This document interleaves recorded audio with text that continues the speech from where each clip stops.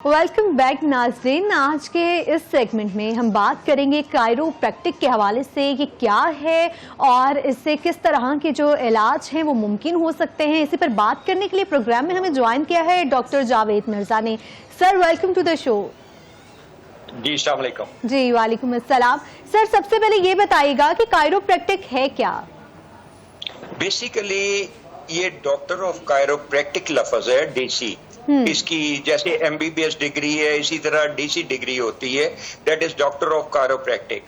That is ये Europe America में common है ट्रीटमेंट। इसमें without medicine, without surgery, complete body pens का ट्रीटमेंट होता है। लेट से कि आपके नर्वस सिस्टम के बेसिकली तीन हिस्से हैं ना, brain being the head of the body, spinal cord and spinal nerves. जब वीकनेस आ जाती है हड्डियों में, स्पाइनल डीजेनरेटिव चेंजेस आ जाती हैं, तो उसके बाद डिस्कें होती हैं। 24 मूवेबल वर्टेब्रास में 23 डिस्कें होती है। नर्व्स के खिंचाव की वजह से डिस्कें बल्ज कर जाती है, जिसको डिस्क स्लिप भी कहते हैं, डिस्क पेटुयन भी कहते हैं। जब डिस्क पेटूट करती है तो नर्व्स कंप्रेशन में आ जाती है, जिसमें मस्कुलर जो स्पेज़म आ जाता है और मसल्स वीक होने लगती है, पेन आने लगती है, दर्द आने लगती है मुतल्लिका वर्टेब्रा में। लेट से कि आपके अगर निचले हिस्से कमर में आए, L4-5 में आए, तो उससे कमर दर्द आने लगेगी, टांगों में दर्द आने लगेगी। अगर L3 that is third vertebra from the bottom, movable vertebra, lumbar का तीसरा वर्टेब्रा L3 कहलाता है, तो उससे आए तो घुटनों में प्रॉब्लम आने लगेगा। अगर यही गर्दन के वर्टेब्रा से आए, 7 से या 6 से आए, 6 से गर्दन कंधों बाजुओं में कंप्रेशन अगर आ जाती है तो बाजू आहिस्ता आहिस्ता वीक होने लगती हैं, पेन आने लगती है, गर्दन पूरी तरह आपकी मूव नहीं करती। आपने कॉलर लगाए हुए किसी को देखा होगा, अल्टीमेटली कॉलर की तरफ चले जाते हैं। तो हम इन चीजों को अपनी जगह पे वापस ले आते हैं, डिस्कों को वापस ले आते हैं, वर्टेब्रा कंप्रेशन खत्म कर देते हैं नर्व से, जिससे बॉडी रिलीफ महसूस करती है और बॉडी पेन खत्म हो जाती है। सर ये बताएगा कि कौन कौन से बॉडी पेन्स जो हैं इस प्रैक्टिस के जो थ्रू है, इस इलाज के थ्रू जो है वो उनको ट्रीट किया जाता है? देखिए कंप्लीट बॉडी में जो दिमाग का कंट्रोल है that is through spinal cord, और स्पाइनल कॉर्ड जो है वो पूरी बॉडी को डील करती है, स्टार्टिंग फ्रॉम माइग्रेन हेड। आपके फेशियल में कंप्रेशन आ गई, आंखों में कमजोरी आ गई, नर्व में कंप्रेशन आ जाएगी, उस जगह से प्रॉब्लम माइग्रेन टाइप का भी होने लगता है। अगर गर्दन कंधों बाजू में खिंचाव आए, कमर दर्द आए, पसलियों में दर्द आए, टांगों में दर्द आए, घुटनों में दर्द आए, पांव फुट ड्रॉप की तरफ जाने लगे, तो ये सारी चीजें कायरोप्रैक्टर रिव्यू में आती हैं और इसका ट्रीटमेंट पॉसिबल है और इसके रिलीफ पहले दिन से शुरू हो जाता है। ठीक है, रिलीफ पहले दिन से शुरू हो जाता है। ये बताइएगा डॉक्टर साहब कि जो मतलब एक सेशन अगर कोई इंसान ले लेता है, उसको रिलीफ मिल जाता है और फिर उसके बाद दोबारा भी सेशन लेना पड़ता है इसका, और अगर सेशन लेना पड़ता है तो उसमें कितना गैप होता है? मैडम मैं उसमें ये कहना चाहूंगा कि बाहर की दुनिया में तो इवन प्रिवेंटिव केयर के तौर पे जो बिल्कुल ठीक होते हैं लोग, जिनको मसला नहीं होता, वो भी जाते हैं just as a preventive care के तौर पे कि अलाइनमेंट कराने, जैसे आप गाड़ी की ट्यूनिंग के लिए कराते हैं।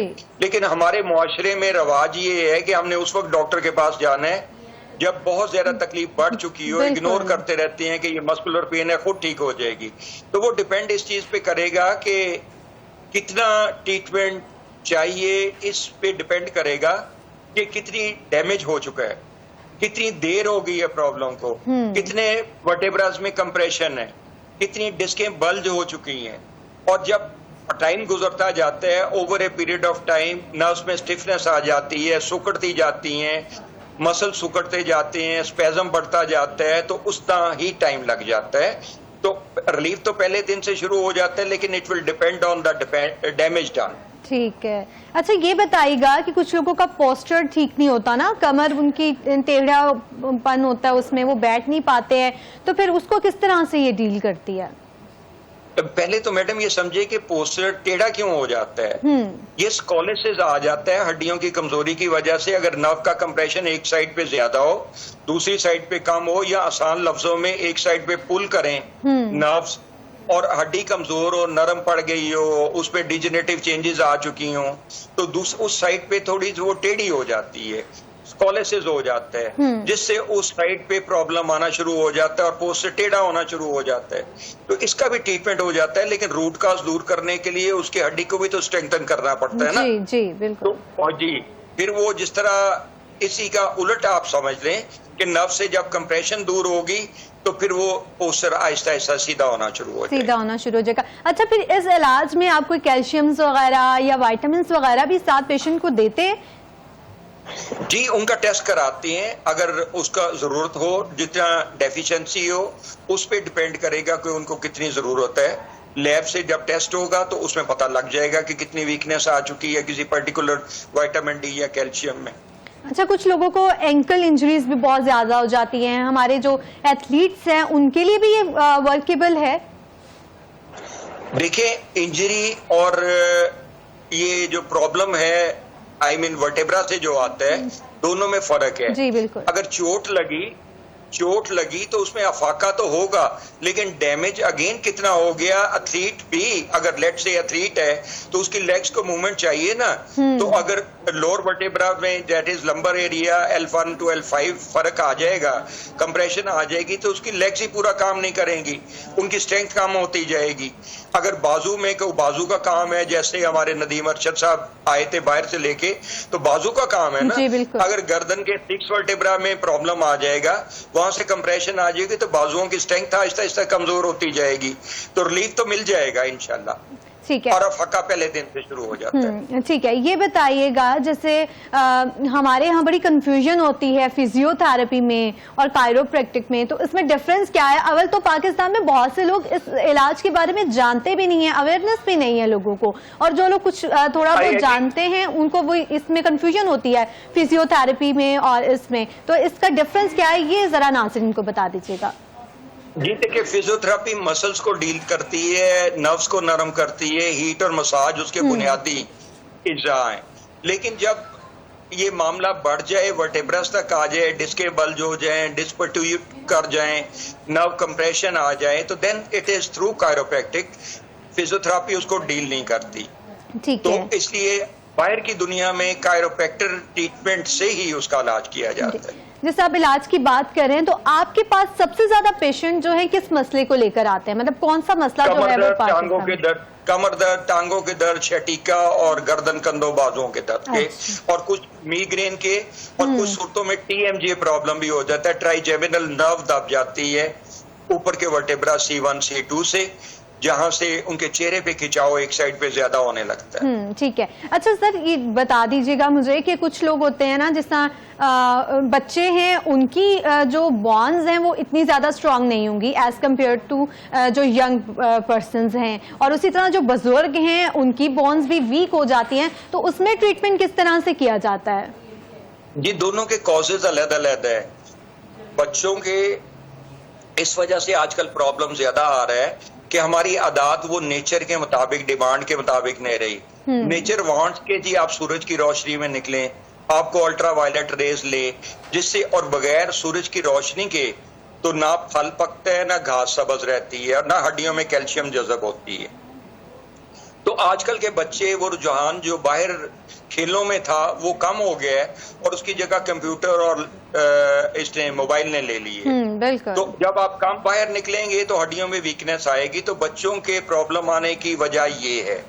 बूढ़ों में एक नेचुरल अंदाज है, 50 साल एज के बाद एथरोस्क्लेरोसिस और आर्टेरियोस्क्लेरोसिस की वजह से नर्व सिकुड़ने का अमल शुरू हो जाता है, और जब हड्डियों में ब्लड फ्लो कम होता है तो उससे calcium, vitamin D, magnesium, phosphorus, silicon, copper और फ्लोराइड की कमी आ जाती है, जिससे बोन्स वीक होती हैं, और नर्व की कंप्रेशन की वजह से अल्टीमेटली डिस्क बल्ज हो जाती है। जी ठीक है। डॉक्टर, ये बता दीजिएगा कि कोई ऐसी गाइडलाइन बुक्स वगैरह कायरोप्रैक्टिस के हवाले से मौजूद हो जो आम आदमी की जो है रहनुमाई कर सकें? मैडम, इसमें गूगल पे तो आपको मटेरियल मिल जाएगा, लेकिन पाकिस्तान में कायरोप्रैक्टर रुझान इसलिए नहीं है कि यहाँ ना कॉलेजेस है इसके, ना यूनिवर्सिटीज टीच कर रही है। Alone America there are more than 100 universities teaching the same thing. Europe पूरा भरा पड़ा है। एशिया में अभी जापान में टोक्यो में, और मलेशिया में कोलालमपुर में यूनिवर्सिटी बन गई है, चाइना में भी बन गई है। तो जब तक ये एजुकेशन यहाँ नहीं आएगी और जो बाहर पढ़ने जाता है वो फिर वहीं पे सेटल हो जाता है कि वहाँ के पेशेंट में अवेयरनेस भी इसकी ट्रीटमेंट की ज्यादा है, वहाँ पेमेंट भी ज्यादा है, इसके चार्जेस भी ज्यादा है और वहाँ पे कस्टमर भी इसका ज्यादा है, क्लाइंटेज भी ज्यादा है, तो इसलिए आमतौर पे वो वहीं पे सेटल हो जाते हैं। तो बताने को आपको सिर्फ ये है कि मेरे अलावा कायरोप्रैक्टर पाकिस्तान में और कोई नहीं है, और लेकिन रुझान कम होने की वजह से और यहाँ टीचिंग इस चीज की ना होने की वजह से ये कमी।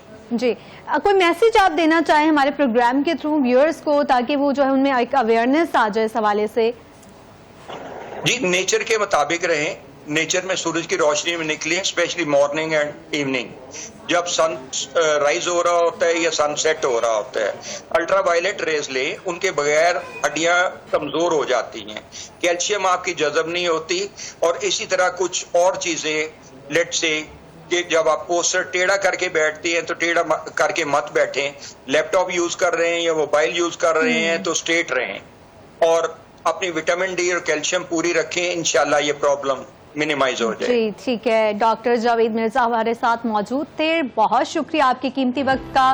नाज़रीन, अपनी सेहत का ख्याल रखें और अगर इस तरह का कोई भी मसला आप तो जरूर कायरोप्रैक्टिक के पास जाएं और अपना जो इलाज है जल्द से जल्द जो है उसको मुमकिन करवाएं और अपनी सेहत का ख्याल रखें। यहाँ वक्त हुआ है एक मुख्तसर से वक्फे का, वक्फे के बाद हाजिर होंगे, हमारे साथ रहिएगा।